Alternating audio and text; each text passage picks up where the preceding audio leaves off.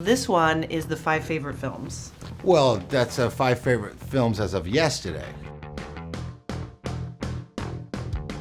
The 400 Blows, love the music, love the story, love the ending. Just, as he runs and he sees the ocean for the first time. Beautiful.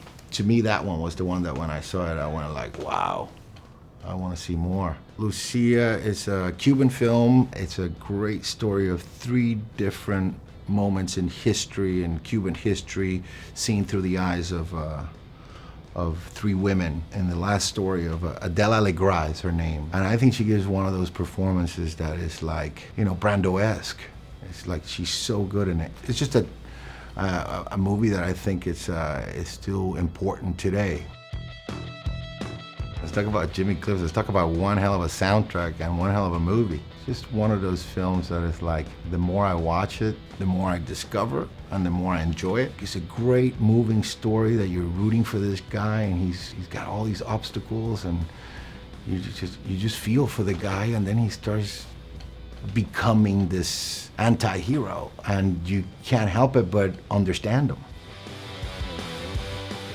It's one of those movies, and when I was a kid, I loved all those monster movies. Growing up in Puerto Rico as a kid, the creature from the Black Lagoon was a monster that could live in the humidity and the heat, and was that monster that could be rapping on my window. It's a beautiful story in a way. You root for the monster.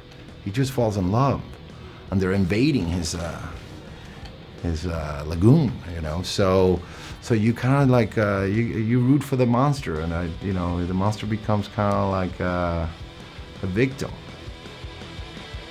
The Last Detail. Jack Nicholson at his best.